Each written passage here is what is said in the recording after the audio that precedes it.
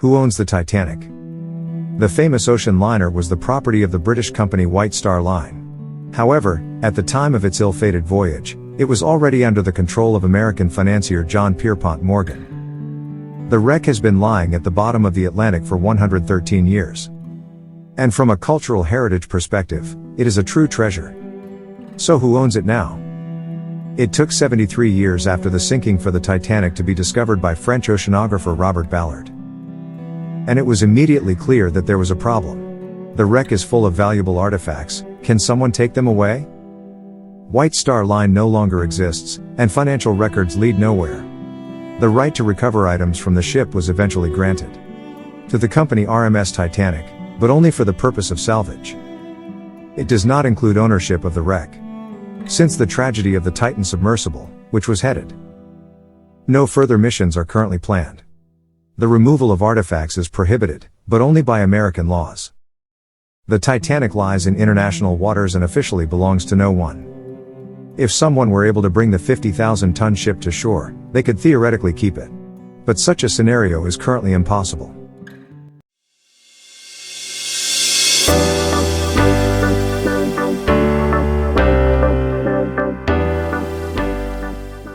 How is it possible that there are as many men as women?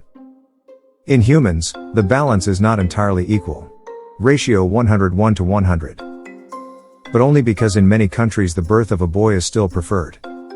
In most animal species, however, the number of males and females is evenly represented. How does nature do it when sex is formed more or less by chance?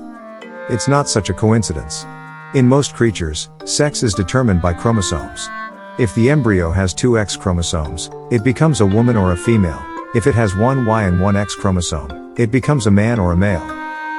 But other things also play a role. In the process of reproduction, each parent contributes one chromosome to the pool, the woman an X and the man either an X or a Y. The chance that the offspring picks an X from the father is roughly 50 to 50, just like flipping a coin. But what if you flip a coin 100 times and it always lands on heads? Then the 1-to-1 ratio between males and females is explained by the so-called Fisher's principle, an evolutionary model proposed by English scientist Ronald Fisher in 1930. Simply put, if more girls are born for a certain period, the selection system kicks in. Parents with a genetic predisposition to produce boys will have more offspring. And the ratio soon balances out again.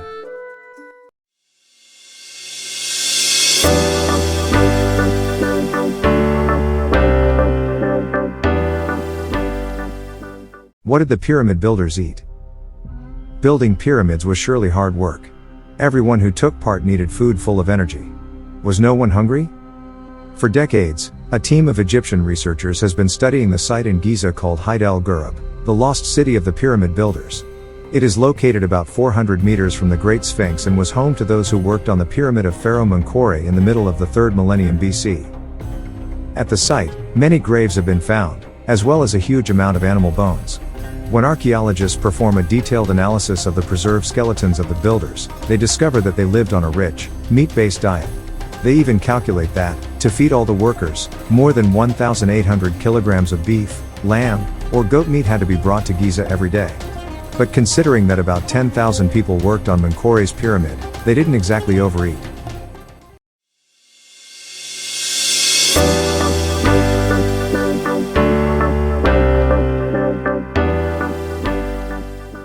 Is Mars really red? When someone says the red planet, everyone immediately knows which one is meant. That's why it was given the name of the Roman god of war as early as in ancient times. It reminded people of blood spilled in battles. But is Mars really as red as it seems? When you spot Mars in the sky, it will shine reddish purple. And the shade is confirmed even when observed through a telescope.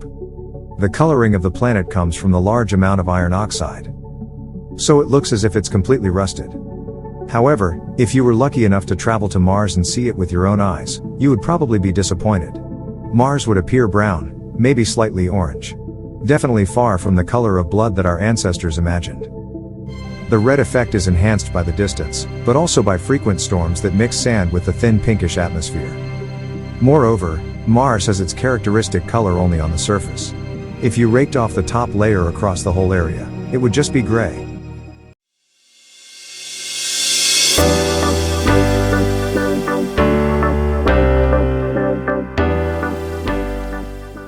Why is it healthier to breathe through your nose? When we are short of breath, talk quickly or have a stuffy nose, it is easier to breathe through our mouths. Sure, people say that this is not the healthiest way, but do you know why? Our lungs are really sensitive organs. They do not tolerate dry air or big changes in temperature well.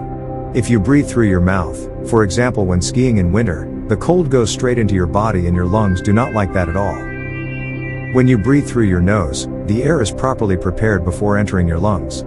It is humidified, heated or cooled and filtered at the same time. Tiny hairs on the surface of the nasal cavity trap all kinds of dirt, dust, allergens or bacteria, pushing the accumulated mixture towards the throat and we swallow it.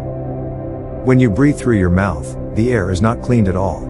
The nasal mucosa also contains nitric oxide, which, when inhaled into the lungs, increases their ability to absorb oxygen. And last but not least, the olfactory receptors in your mouth are connected to your taste buds. If you damage them, your food won't taste as good.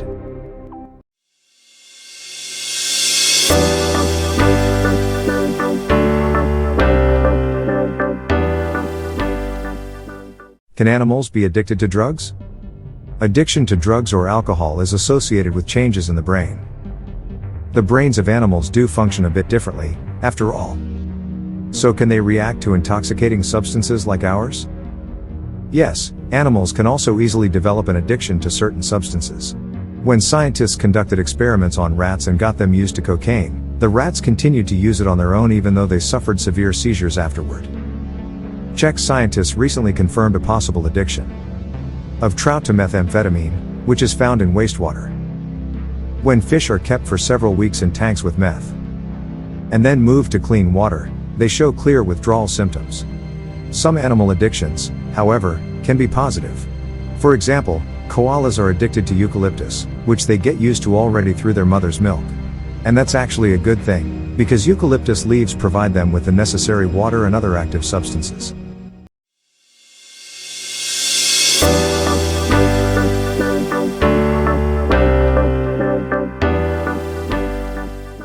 Where did the siesta come from? After a hearty lunch, all you feel like doing is rolling onto the couch. So what now? Spaniards, Portuguese, or South Americans take a siesta. But when did the siesta actually begin? Siesta means sixth in Latin, which already hints that we have to go back to ancient Rome. At that time, the Romans used a 12-hour division of the day and counted the first hour from the moment the sun rose. The sixth hour was therefore the middle of the waking period, around noon. In Rome, this time was also accompanied by high temperatures, so it was best used for rest. Only later did the siesta reach the Spanish, who noticed that after eating, were simply tired. This is explained by the fact that a lot of energy at that moment is directed to the digestive system. Due to frequent heat, a 20 to 30 minute nap usually isn't enough. People often rest until 5 p.m. During the entire siesta period, most shops are also closed.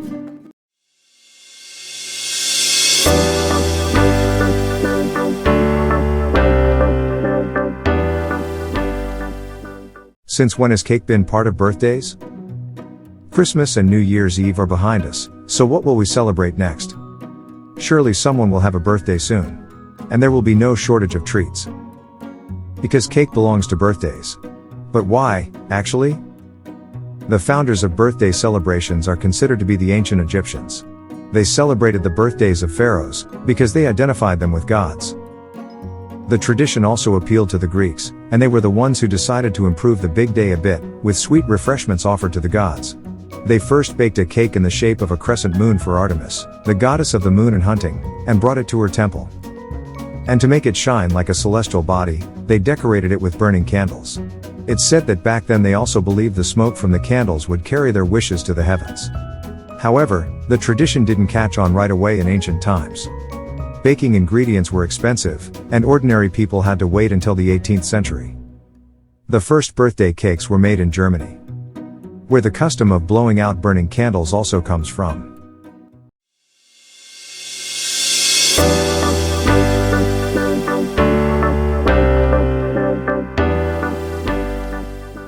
Why do circles always form on the surface? Whether we throw a ball, a stone, or a 2-meter log into the water, the effect is always the same. Circles form on the surface. Why not shapes that match? The object that hit it? Let's clarify one thing first, circles don't form immediately. If we throw a log or an object with straight edges flat into the water, the waves spreading from it will at first be straight. But that lasts only a few seconds before they eventually turn into circles. This happens because of the disruption of the surface tension of the water, in other words, the breaking of bonds between molecules that hold tightly together. These particles start vibrating, and around each of them, a disturbance begins to form in the shape of a circle. This stems from the fact that water has the same properties at every point. When the forces of all these particles combine, they simply cannot produce anything other than circular waves.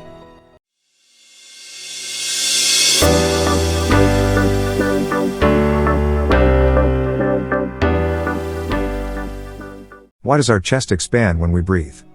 If someone is sleeping deeply, it's easy to tell whether they're breathing. Their ribcage moves up and down. Do you think it's because more air is getting into it? In reality, it's more complicated. The ribcage doesn't behave like an inflatable balloon. Its rising and falling is caused by the diaphragm, a membrane made of muscles and tendons that separates the organs from the ribcage and the abdomen. During inhalation, it always instinctively contracts to increase the space in the chest cavity. And at the same time, the intercostal muscles also kick in. During exhalation, they relax again.